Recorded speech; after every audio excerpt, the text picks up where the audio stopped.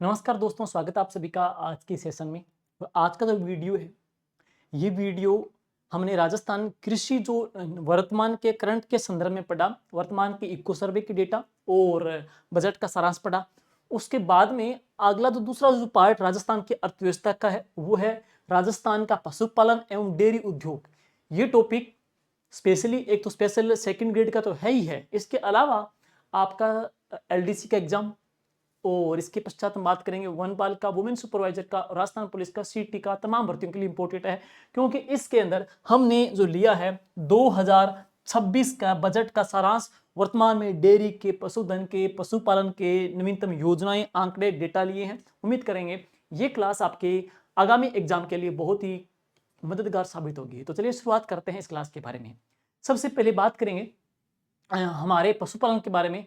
जैसे राजस्थान में देश के कुल पशुधन का, राजस्थान में देश के कुल पशुधन का कुल कितना पशुधन है 10.60, यानी कि देश का ऑल ओवर जितना भी जो पशुधन है उसका 10.60 पशुधन है, वो कहां पे राजस्थान में पाला जाता है या पाया जाता है। तो पशुधन की दृष्टि से पहला जो स्थान है ना, वो किसका है, उत्तर प्रदेश का। और पशुधन की दृष्टि से दूसरा स्थान है वो किसका है, राजस्थान का स्थान। एक तो ये प्रश्न यहां बनेगा सबसे पहला। इसके बाद में हम बात करेंगे देश के टोटल जो मवेशी या जो पशु हैं, वो देश के टोटल पशु का, मवेशी का राजस्थान में कितना है। तो राजस्थान में देश के कुल मवेशियों का 7.24%, देश की कुल जो भैंसें हैं उनका राजस्थान में 12.47%, देश की कुल बकरियों का 14%, बकरियों के अंदर हम पहले स्थान पे अंदर। भेड़ की बात करेंगे तो 10.60%, और ऊन उत्पादन में राजस्थान देश में पहला स्थान रखता है। और ऊंट की बात करेंगे तो देश के टोटल ऊंट का 84.43% है वो राजस्थान का एकाधिकार हम कह सकते हैं। जैसे आपने एग्रीकल्चर पढ़ा, कृषि के अंदर हमने पढ़ा गवार के अंदर कि 88.80% गवार का प्रोडक्ट करके राजस्थान देश में एक तरफा पहले स्थान पे है। इसी प्रकार ऊंटों के अंदर हम पहले स्थान पे आते हैं। अब नेक्स्ट राजस्थान, अब आपके सिलेबस में डेयरी टॉपिक दिया हुआ है तो दूध का पूछ सकते हैं। तो राजस्थान, भारत का टोटल जो मिल्क प्रोडक्ट होता है उसमें राजस्थान की हिस्सेदारी है वो कितनी है। तो राजस्थान की हिस्सेदारी दोस्तों वो है 14.51%। और पहला स्थान किसका है, तो वो है यूपी का। पहला स्थान किसका, उत्तर प्रदेश का। राजस्थान का स्थान दूसरा है। और राजस्थान में सबसे ज्यादा दुग्ध का उत्पादन होता है वो कहां पर, जयपुर के अंदर। राजस्थान की मेट्रो जो डेयरी है वो कहां पे, बस्सी जयपुर के अंदर है। और इसके बाद में राजस्थान भारत के टोटल ऊन उत्पादन का राजस्थान कितना परसेंट का योगदान देता है, 47.53%। तो ऊन उत्पादन में हम पहले स्थान पे है, लेकिन मिल्क के अंदर हम दूसरे स्थान पे है। मिल्क के अंदर हम दूसरे स्थान पे है, ऊन के अंदर हम पहले स्थान पे है। और पशुधन के अंदर दूसरे स्थान पे है। पशुधन के अंदर पहला स्थान किसका आ जाएगा, उत्तर प्रदेश का आ जाएगा। अब चलते हैं नेक्स्ट। अब आपकी राजस्थान के नवीनतम पशु गणना के डेटा पूछ सकते हैं कि राजस्थान में कुल पशुधन है कितनी। राजस्थान के अंदर कुल जो वर्तमान पशुओं की संख्या है ना वो कितनी है, 568.01 लाख है। और राजस्थान के पशुधन के अंदर कुक्कुट जो पक्षी हैं उनकी संख्या कितनी है, 146.23 लाख है। तो कुक्कुट पक्षी है 146.23 लाख। और राजस्थान में टोटल जो पशुधन है, गाय, भैंस, भेड़, बकरी, गधे वगैरह पढ़ेंगे, वो कितने हैं, 568.01 लाख है। इसको हम डिटेल एक्सप्लेन हम इसकी अगली स्लाइड में करते हैं। सबसे पहले बात करेंगे पशुगणना। पशुगणना जो करता है वह कौन सा विभाग करता है, पशुगणना करता है रेवेन्यू डिपार्टमेंट करता है। लेकिन अब जो पिछले वाली जो पशुगणना हुई थी, यानी कि जो 20वीं पशुगणना हुई थी, यह है राजस्व विभाग प्लस पशुपालन विभाग दोनों ने मिलकर के की थी। और पहली जो पशुगणना हुई थी वो हुई थी 1919 और 1920 के अंदर। आजादी के बाद में पहली पशुगणना कब हुई, 1951 के अंदर हुई थी। नस्ल के आधार पे पहली पशुगणना कब हुई, 2007 के अंदर हुई, फिर 2012 के अंदर हुई। और इसके बाद हम बात करते हैं राजस्थान की 20वीं जो पशुगणना है ना दोस्तों, यह कब हुई है, 2019 के अंदर हुई है। तो एक तो देखेंगे 19वीं पशुगणना, एक देखेंगे 20वीं पशुगणना, दोनों में कंपैरिजन देखेंगे वृद्धि हुई या कम हुई। तो 19वीं जो पशुगणना थी दोस्तों, 19वीं जो पशुगणना थी उसमें टोटल जो पशु कितने थे, 577.32 लाख, 577 32 लाख थे। लेकिन जो 20वीं पशु गणना हुई है ये आपके लिए इंपॉर्टेंट है, उसमें टोटल राजस्थान में जो पशु है वो कितने हैं, 568.01 लाख है। यानी कि 19वीं और 20वीं का कंपैरिजन करेंगे तो 20वीं में कमी हुई है 19वीं के मुकाबले में, वो कितनी हुई है, 1.66% क्या है, पशुधन में कमी दर्ज की गई है। लेकिन ज्यादा कमी किसमें हुई, ज्यादा वृद्धि किसके अंदर हुई है, देखो ज्यादा जो वृद्धि हुई है ना वो किसके अंदर हुई है, भैंस के अंदर हुई है। और भैंस राजस्थान के पशुधन के अंदर एकमात्र ऐसा क्षेत्र या सेक्टर कह सकते हैं जिसमें क्या है, वृद्धि हुई है। बाकियों में क्या कभी कमी भी दर्ज की गई है। और पशुधन की बात करेंगे तो भैंसों में जो वृद्धि हुई है वो कितनी हुई है, 5.53% भैंस पशुधन के अंदर वृद्धि हुई है। बाकियों की बात करेंगे हुई है, लेकिन ज्यादा किसमें हुई है, तो वृद्धि दर ज्यादा किसके अंदर हुई है, भैंसों के अंदर हुई है। लेकिन सबसे ज्यादा जो कमी हुई है ना, सर्वाधिक कमी हुई है परसेंटेज के अंदर, -71.3%, माइनस, ध्यान रखो -71, -7, यहां देखेंगे तो -71.3% सबसे ज्यादा जो कमी हुई है वो किसके अंदर हुई है, गधों के अंदर हुई है। और सर्वाधिक जो वृद्धि हुई है वो किसके अंदर हुई है, भैंसों के अंदर हुई है, 5.53%। अब चलते हैं आगे। यहां मैंने जो पीछे बताया था कि राजस्थान के अंदर 1951 के बाद में प्रत्येक पशु गणना में लगातार वृद्धि दर हुई थी, वो एकमात्र कौन से पशु के अंदर है, भैंसों के अंदर हुई है। और नेक्स्ट देखेंगे सर्वाधिक संख्या में जो कमी हुई है पिछली पशु गणना के अंदर, सर्वाधिक संख्या की बात करेंगे, देखो संख्या में जो कमी हुई थी वो भेड़ के अंदर हुई थी, लेकिन परसेंटेज में जो कमी हुई किसमें हुई है, गधा के अंदर हुई है, -71.3। और इसके बाद में 2 नंबर पे कमी किसके अंदर हुई है, खच्चर के अंदर हुई है। और सर्वाधिक संख्या में कमी किसमें हुई है, भेड़ में हुई, भेड़ के बाद में बकरी में हुई, बकरी के बाद में ऊंट के अंदर है, कमी दर्ज की गई है, संख्या के अंदर है। यहां देखेंगे राजस्थान का पशु घनत्व, तो राजस्थान के अंदर पशु जो घनत्व राजस्थान का है, राजस्थान में पशु जो घनत्व है वो कितना है, 169 पशु प्रति वर्ग किलोमीटर। राजस्थान में पशु घनत्व कितना है, 169 पशु प्रति वर्ग किलोमीटर। और राजस्थान में सर्वाधिक जो पशु घनत्व है वो कौन से जिले का है, डूंगरपुर का है, 433 पशु प्रति वर्ग किलोमीटर में, 433 सर्वाधिक पशु घनत्व है डूंगरपुर का। डूंगरपुर के बाद में दूसरा जिला कौन सा है, बांसवाड़ा, जहां पे 386 पशु है। लेकिन राजस्थान में न्यूनतम पशु घनत्व है वो कहां का, जैसलमेर का, जहां पे सिर्फ 62 पशु है प्रति वर्ग किलोमीटर के अंदर। उसके बाद में दूसरा कौन सा है, बीकानेर है, जो कि कितना है, 90 पशु है प्रति वर्ग किलोमीटर में। अब कुछ डेटा पढ़ेंगे पशु के बारे में। राजस्थान में पशुपालकों के लिए कॉल सेंटर, जैसे कि राजस्थान के अंदर हम बात करते हैं इंसान को बीमार हो जाता है तो उसके लिए एम्बुलेंस वगैरह की जो सर्विस सरकार ने प्रोवाइड करवा रखी है, उसी प्रकार से पशुपालकों के लिए सरकार का पशुपालक जो कॉल सेंटर है वो कौन सा, 1962 1962, ध्यान रहे हेल्पलाइन नंबर कौन सा है, 1962 के माध्यम से राजस्थान में वर्तमान में 536 MV मोबाइल पशु वेटरनिटी जो वाहनों के द्वारा सेवाएं प्रदान की जा रही है। और ये MV मोबाइल पशु चिकित्सा की सर्विस है ना, ये राजस्थान में शुरू कब हुई थी, 24 फरवरी 2024 को, 24/2/24 को इसकी शुरुआत की गई थी। और अब चलते हैं नेक्स्ट, पशुधन निःशुल्क स्वास्थ्य योजना, पशुधन निःशुल्क स्वास्थ्य योजना।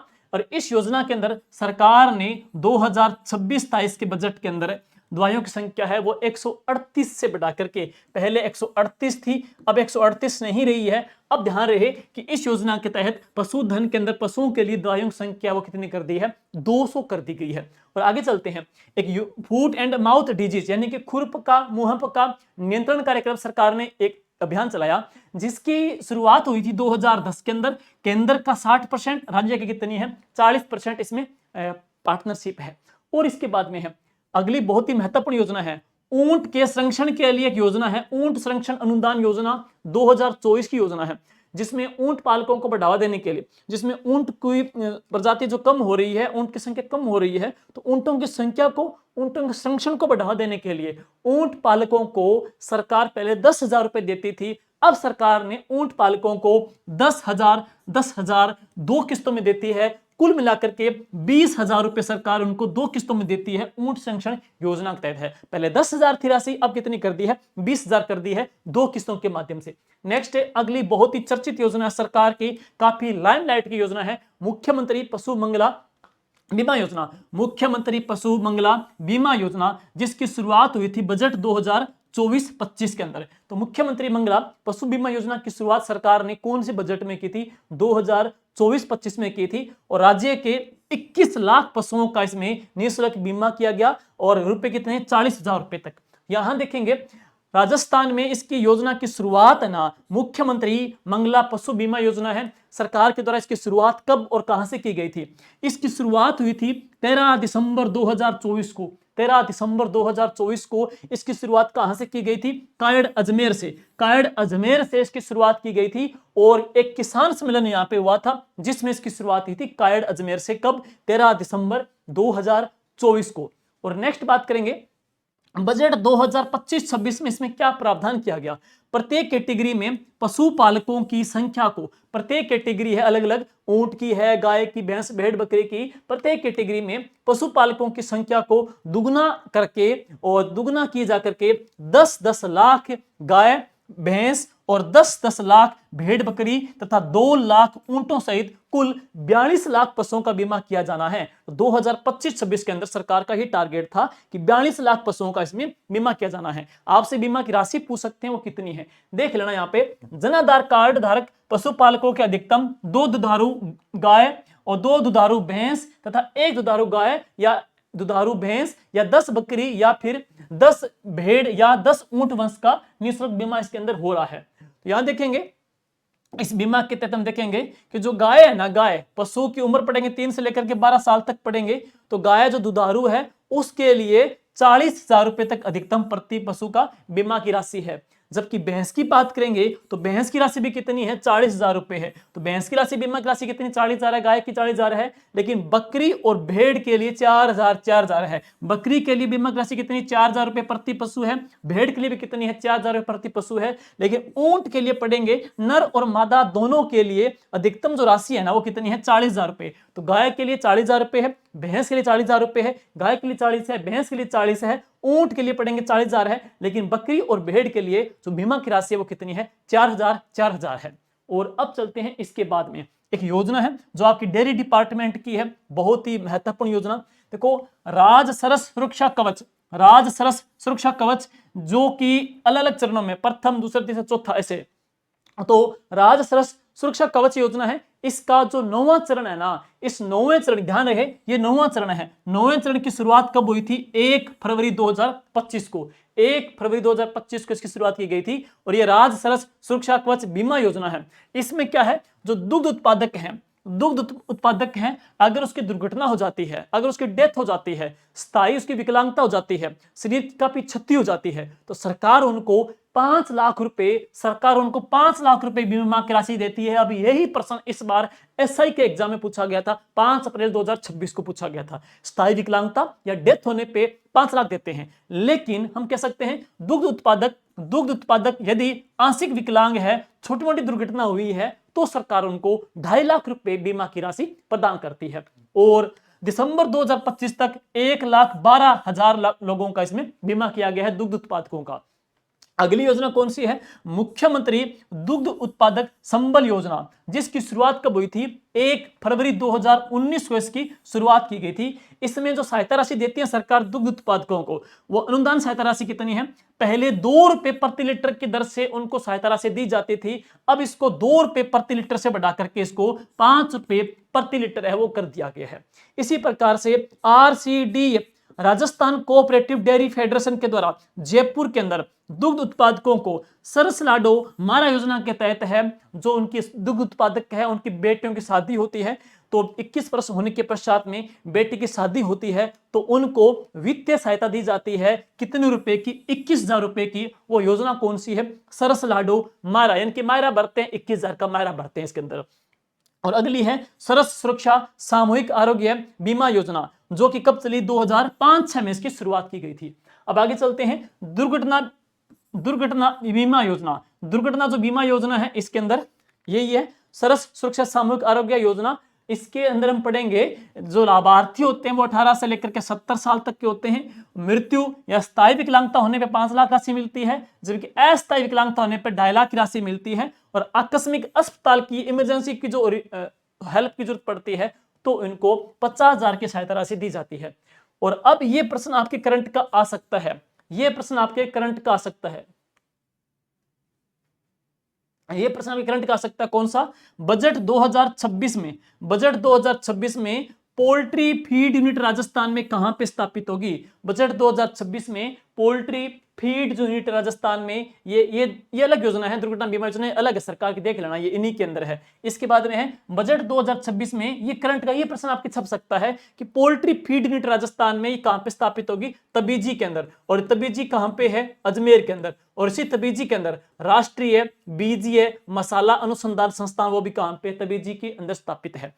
नेक्स्ट, सरस ब्रांड, इसे राष्ट्रीय डेयरी ब्रांड के रूप में स्थापित करने के लिए NCR, national capital region, Uttar Pradesh एवं मध्य प्रदेश में सरस प्रोडक्ट के आउटलेट खोले जाएंगे। तो सरस प्रोडक्ट के आउटलेट खोले जाएंगे सरस ब्रांड के नाम से। और अब इसके बाद में 3 लाख लीटर प्रतिदिन क्षमता का मिल्क चिलिंग प्लांट है, वो कहां पे स्थापित किया जाएगा? ये अलवर में बनाया जाएगा। ये सारे जो डेटा इस बजट में सरकार ने जो घोषणा की थी वो मैं करवा रहा हूं, इंपोर्टेंट आपके लिए। और राजस्थान में 50,000 लीटर पर डे की क्षमता वाले मिल्क चिलिंग प्लांट है ना, ये राजस्थान के 3 जिलों में बनेंगे। कहां पे? 12, सिरोही, जैसलमेर में। ध्यान सुनो, देखो 3 लाख लीटर पर डे का milk chilling plant, 3 lakh litre per day का मिल्क चिलिंग प्लांट है, वो कहां पे खुलेगा? अलवर के अंदर।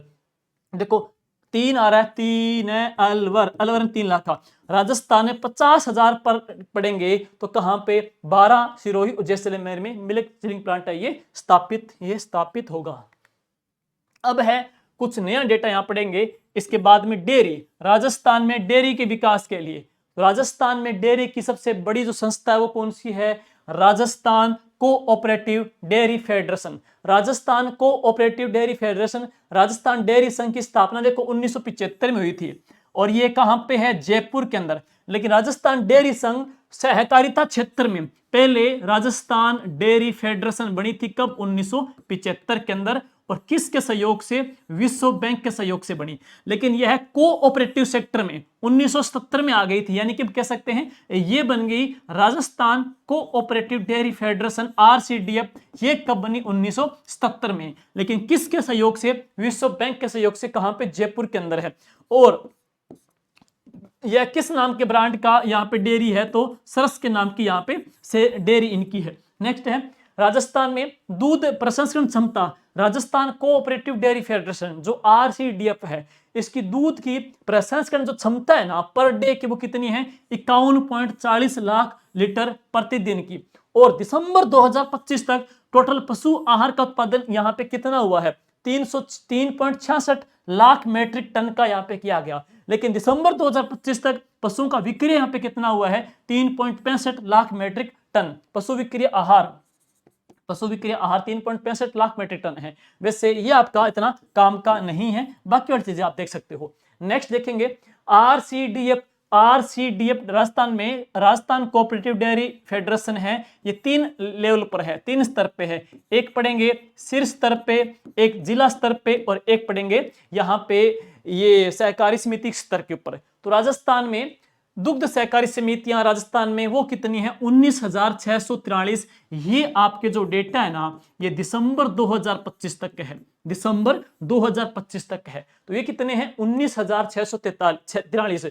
राजस्थान में नवीनतम डेटा के अकॉर्डिंग, आर्थिक समीक्षा के अकॉर्डिंग, राजस्थान में जिला दुग्ध उत्पादक सहकारी संघ कितने हैं? जिला दुग्ध उत्पादक सहकारी संघ राजस्थान में वो कितने हैं? 24। तो इनकी संख्या कितनी है? 24। और राजस्थान में शीर्ष स्तर पे सबसे टॉप लेवल के ऊपर वह कौन सी है? राजस्थान कोऑपरेटिव डेयरी फेडरेशन है, आरसीडीएफ है। तो सबसे टॉप लेवल पे आरसीडीएफ, फिर जिला स्तर पे जिला उत्पादक सहकारी संघ वो कितनी है? 24। और इसके बाद में दुग्ध सहकारी समिति वो कितनी है? 19,643 है। आरसीडीएफ की स्थापना पहले कोऑपरेटिव में नहीं थी, खाली राजस्थान डेयरी संघ थी, 1975 में बनी।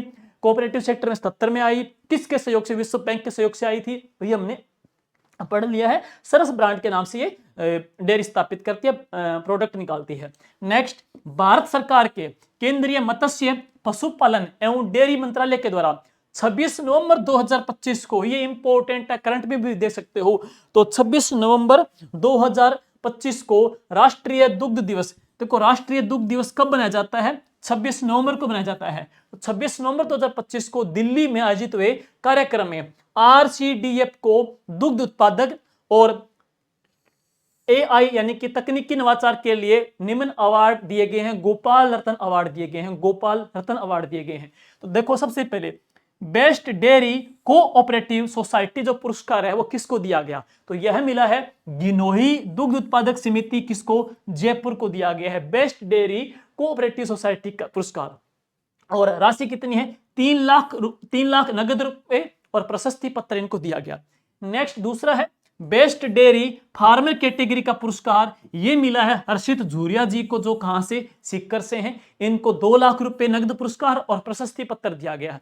और इसके अलावा बेस्ट एआई टेक्नीशियन यानी कि हम कह सकते हैं तकनीकी नवाचार के लिए जो पुरस्कार दिया गया है ना, ये मिला है विकास कुमार को, ये मिला है विकास कुमार को, प्लस इनको क्या है मेरिट सर्टिफिकेट और प्रतीक चिन्ह इनको प्रदान किया। तो 3 पुरस्कार देख लेना। ये 26 नवंबर 2025 को दिल्ली के अंदर आयोजित हुए आरसीडीएफ के राष्ट्रीय दुग्ध दिवस के उपलक्ष्य में गोपाल रत्न के तौर पे राजस्थान को पुरस्कार दिए गए हैं। तकनीकी नवाचार, बेस्ट फार्मर और बेस्ट डेयरी के लिए पुरस्कार दिए गए हैं। और अब आगे विश्व का पहला गोपाल कॉरिडोर राजस्थान में कहां पे स्थापित किया जाएगा, तो यह नंदगांव सिरोही में स्थापित किया जाएगा, गोपाल कॉरिडोर है। अभी बजट में 2026 में मुख्यमंत्री जी ने भजनलाल जी ने कहा था कि अब राजस्थान सरकार के द्वारा जल्दी ही गोपाल एक गाय की नीति लेके आएगी सरकार। तो राजस्थान सरकार की गाय की नीति भी लेकर के आ रही है। नेक्स्ट पशुपालन एवं डेयरी सहकारिता मंत्रालय के द्वारा मत्स्य पालन के द्वारा संयुक्त रूप से 19 दिसंबर 2024 को श्वेत क्रांति 2.0, आप सभी को पता है कि श्वेत क्रांति 1.0, श्वेत क्रांति की बात करते हैं तो यह किसने चलाई थी, वर्गीज कुरियन ने चलाई थी। और इन्होंने 1977 में ऑपरेशन फ्लड नामक अभियान चलाया था और इन्होंने ही अमूल दुग्ध डेयरी की स्थापना की। और इसी प्रकार से राजस्थान की पहली दुग्ध डेयरी है वो कौन सी है, पद्मा दुग्ध डेयरी है। और राजस्थान की सबसे बड़ी दुग्ध डेयरी है वो कौन सी है, रानीवाड़ा है, वो कहां पे, जालोर के अंदर पड़ते हैं। और इसी प्रकार से अब मेट्रो जो डेयरी बनाई गई उसके बाद और बड़ी डेयरी बनी वो कहां पे बनी है, जयपुर के अंदर बनी है मेट्रो डेयरी। इसके अलावा भी प्लांट और सरकार स्थापित कर रही है। और श्वेत क्रांति 2.0 की बात करेंगे तो इसकी शुरुआत 19 दिसंबर 2024 को की गई है। और ये करंट का प्रश्न आ सकता है कि श्वेत क्रांति 2.0 कब शुरू हुई थी, 19 दिसंबर 2024 को। और अब कुछ योजनाएं हैं, उन योजनाओं का जिक्र करेंगे। तो गोपाल क्रेडिट कार्ड योजना राजस्थान में कब शुरू हुई थी, इसका उद्देश्य क्या है, पशुपालकों को डेयरी व्यवसाय और बुनियादी ढांचे में वित्तीय सहायता प्रदान करना, गोपाल क्रेडिट कार्ड योजना। नेक्स्ट वित्तीय लाभ क्या है, इसमें ऋण राशि अधिकतम 1 लाख रुपए तक की दी जाती है। ब्याज की बात करेंगे 0% अल्पकालिक ऋण मिलता है, समय पर चुकता करने पर यह माफ कर देते हैं। नेक्स्ट है राजस्थान में निदेशालय गोपालन विभाग की स्थापना कब हुई थी, 19 दिसंबर 2024 को। और राजस्थान में बजट 2026 में गोकास्ट मशीनें स्थापित होगी डेयरियों के अंदर, गौशाला के अंदर, गौशाला के अंदर गोकास्ट मशीनें स्थापित होगी 2026 के बजट में। इसमें क्या 100 गौशालाओं को उपलब्ध करवाई जाएगी। और सरकार क्या करी है, गाय के संवर्धन के लिए जो ऐसी रजिस्टर्ड गौशाला होती है उन गौशालाओं के अंदर 50 रुपए प्रति गाय के पर डे के हिसाब से सरकार उनको वित्तीय सहायता देती है। जबकि उन रजिस्टर्ड गौशाला के अंदर 25 रुपए प्रति बछड़ा का पर डे के हिसाब से उनको वित्तीय सहायता देती है। तो गाय के लिए 50 रुपए है, बछड़ों के लिए 25 रुपए सरकार उनको पंजीकृत गौशालाओं को वित्तीय सहायता देती है। अब आगे है RCDF Rajasthan cooperative dairy federation. ये बजट 2026 तक सरकार ने घोषणा की है कि राजस्थान कोऑपरेटिव डेयरी फेडरेशन की जो राशि है ना वो 1000 करोड़ से बढ़ा करके सरकार इसको 2000 करोड़ करने की सरकार ने इसमें घोषणा कर दी है, नए बजट के अंदर है। और आजकल क्या है, पशु विभाग के द्वारा जो मेले आयोजित करवाए जाते हैं, पशु मेले, वो भी प्रश्न आ रहे हैं। तुम पढ़ेंगे कुछ 10 से 1 पशु मेले। देखिए सबसे पहला पुष्कर मेला, यह मेला कार्तिक शुक्ल अष्टमी से लेकर के मार्ग के शीर्ष कृष्ण दूज तक लगता है, कहां पे, पुष्कर अजमेर में। अगला है रामदेव पशु मेला, यह पशु मेला मानासर नागौर के अंदर लगता है, माघ शुक्ल एकम से लेकर के माघ पूर्णिमा तक लगता है। और किस राजा ने इसकी शुरुआत की थी, उमेद सिंह के द्वारा। तीसरा है महाशिवरात्रि पशु मेला, जो कि हरियाणवी नस्ल गाय का पशु मेला है और यह करौली में लगता है, माघ शुक्ल पूर्णिमा से लेकर के फाल्गुन कृष्ण सप्तमी तक लगता है। चौथा जो मेला है राजस्थान का सबसे प्राचीन पशु मेला है मल्लीनाथ जी का पशु मेला, तिलवाड़ा में लगता है ये। इसकी शुरुआत 1957 में हुई थी। यह चैत्र की कृष्ण की 11 से लेकर के चैत के शुक्ल की 11 तक लगता है। अगला है गोमती सागर पशु मेला, झालरापाटन झालावाड़ में लगता है। मालवी गाय की नस्ल का मेला है जो कि बैसाख शुक्ल 13 से लेकर के ज्येष्ठ की कृष्ण 30 तक लगता है। नेक्स्ट बलदेव पशु मेला जो कि मेड़ता सिटी में लगता है, चैत्र शुक्ल एकम से लेकर के चैत्र की पूर्णिमा तक लगता है। अगला जो पशु मेला है राजस्थान का सबसे लंबा चलने वाला पशु मेला गोगामेड़ी का पशु मेला जो कि नोहर हनुमानगढ़ में लगता है। सावन की पूर्णिमा से लेकर के भाद्रे की पूर्णिमा तक लगता है सबसे लंबा पशु मेला। चंद्रभागा का पशु मेला झालापाटन झालावाड़ में लगता है, कार्तिक शुक्ल 11 से लेकर के मार्गशीर्ष कृष्ण पंचमी तक लगता है। नेक्स्ट है जसवंत प्रदर्शनी पशु मेला, ये भरतपुर में लगता है आसो शुक्ल पंचमी से लेकर के आसो शुक्ल 14 तक। और इस मेले की शुरुआत हुई थी 1920 के अंदर। इसकी शुरुआत करने वाले राजा कौन थे? कृष्ण सिंह ने इसकी शुरुआत की थी। और अगला है वीर तेजा जी का पशु मेला जो कि पर्वतसर में लगता है, सावन की पूर्णिमा से लेकर के भादवे की अमावस्या तक। ध्यान रहे ये राजस्थान के पशु मेले। कुछ अन्य पशु मेले जो हम पढ़ेंगे वो कौन कौन से हैं, देखो एक अन्य में है बदराना पशु मेला, ये नवलगढ़ झुंझुनू में लगता है। ये प्रश्न पीछे पूछा गया था एग्जाम के अंदर कि नईनाथ पशु मेला, आरपीसी ने पूछा था। नईनाथ पशु मेला देवतुंगा में लगता है, कहां पे? जयपुर में इस मेले का आयोजन होता है। इसके बाद में है निम्बेश्वर महादेव का पशु मेला, ये सांडेराव पाली के अंदर ये मेला लगता है। नेक्स्ट देखेंगे काव्यानी देवी पशु मेला, ये साइला जालोर में इस मेले का आयोजन होता है। और अगला है लीलाधारी पशु मेला जो कि रेवदर सिरोही के अंदर इन पशु मेलों का आयोजन होता है। तो पशु मेले भी आप जरूर देखे जाना। और राजस्थान की पहले दुग्ध डेयरी की बात करेंगे तो राजस्थान की पहली जो दुग्ध डेयरी है वो कौन सी है? पद्मा है। और अन्य जो डेयरी पढ़ेंगे राजस्थान के अंदर तो उर्मुल दुग्ध डेयरी राजस्थान के अंदर, वरमुल दुग्ध डेयरी राजस्थान के अंदर, गंगमूल दुग्ध डेयरी ये पढ़ते हैं, और सरस दुग्ध डेयरी। तो राजस्थान के अंदर उर्मुल जो दुग्ध डेयरी है वो कहां पर? बीकानेर के अंदर है। बरमूल दुग्ध डेयरी कहां पे? जोधपुर के अंदर है। गंगमूल दुग्ध डेयरी कहां पर? हनुमानगढ़ के अंदर है। सरस जो दुग्ध डेयरी वो कहां पर? जयपुर के अंदर राजस्थान के अंदर स्थापित है। और अब आगे राजस्थान में कुछ पशुओं की नस्लें आप देखना, पशुओं की नस्लों से प्रश्न भी आ सकते हैं। तो प्रमुख बकरी की बात करेंगे, एक ट्रिक है बकरी की, कौन सी? ए जय बै, अजब सी मार शिला पर, अजब सी मार शिला पर। ऐसे कौन सी? अलवरी। जैसे कौन सी? जखराना। बै से कौन सी? बारबरी। यह सबसे बकरी की सुंदर नस्ल है, क्यूट नस्ल है जो लोग घरों में पालते हैं। सर्वाधिक दूध देने वाली कौन सी है? तो जखराना है। और सी से कौन सी? सिरोही है। मां से कौन सी? मारवाड़ी है। और सी से कौन सी? शेखावाटी है। ये काजरी के वैज्ञानिकों के द्वारा तैयार की गई बिना सींग वाली जो बकरी की नस्ल है वो कौन सी है? शेखावाटी है। और लोही कहते हैं, लोही किसके लिए पाली जाती है? तो यह मांस के लिए पाली जाती है। कौन सी? लोही। पर से कौन सी आ जाएगी? तो पर्वतसरी, ये बकरी की नस्ल है। भेड़ की बात करेंगे राजस्थान के अंदर। भेड़ राजस्थान में भारत की कुल भेड़ों का 10.64% भेड़ों का पाला जाता है। और देश की टोटल ऊन का तकरीबन 47% राजस्थान अकेला करता है। तो ऊन उत्पादन में हम पहले स्थान पे है। केंद्रीय ऊन विकास बोर्ड 1987 के अंदर जोधपुर में स्थापित किया गया था। और ऊंट यहां पढ़ेंगे राजस्थान के अंदर ऊन अनुसंधान संस्थान मालपुरा अविका नगर टोंक के अंदर है। नस्लें देखेंगे, ट्रिक क्या है? पूजे मामा, पूज्य मामा मुझे चोखे बाग में सोना है। कोई बारजा मामे को कहता है कि पूज्य मामा मुझे चोखे बाग में सोना है। पू से पुगल, जैसलमेरी। मां से मारवाड़ी, मैं से मगरा, चो से चोकला सबसे मोस्ट इंपोर्टेंट है। और कहां पाली जाती है? यह शेखावाटी क्षेत्र में पाली जाती है। और खेरी जो घुमक्कड़ रेवाड़ होते हैं वो पालते हैं, उदयपुर, राजसमंद, भीलवाड़ा, चित्तौड़गढ़ में पालते हैं। बागड़ी, बागड़ी का मुंह काला होता है, बाकी पूरी सफेद होती है, मुंह काला होता है, इसे धरती का चांद कहते हैं बागड़ी। और ये राजस्थान के अंदर कहां पाली जाती है? डूंगर, नहीं, नाम देखो बागड़ी है लेकिन राजस्थान के अंदर ये यहां पालते हैं, अलवर, भरतपुर, करौली और धौलपुर के अंदर पालते हैं। डूंगरपुर, बांसवाड़ा में नहीं पालते, राजस्थान के पूर्वी क्षेत्र में पालते हैं। और सोनाड़ी, तो सोनाड़ी की बात करें, सोनाड़ी इसको चनौथर भी कहते हैं, सोनाड़ी भी कहते हैं, चनौथर भी कहते हैं। और इसके बाद में कौन सी? नाड़ी, जो गंगानगर हनुमानगढ़ में पाली जाती है। इसके बाद में गाय की नस्लों की सिंपल सी ट्रिक है कि हरी का सारा माल गिरना था। हरी से कौन सी है? हरियाणवी। का से कौन सी है, कांकरेज बारी नस्ल है और यह द्वीप प्रयोजनी गाय की नस्ल है, बारी भी है गाय की, द्वीप प्रयोजनी भी है। सा से कौन सी पढ़ेंगे, सांचोरी, सा से जो पढ़ेंगे तो वह कौन सी आ जाएगी, सांचोरी। और रा से कौन सी आ जाएगी, राठी, जिसे राजस्थान की कामधेनु कहते हैं। मा से कौन सी आ जाएगी, मालवी। चंद्रभागा गोमती सागर पशु मेला लगा था, इसका नाम है गिर, अजमेरा या रेंडा भी कहते हैं। ना से कौन सी है, नागोरी, नागोरी।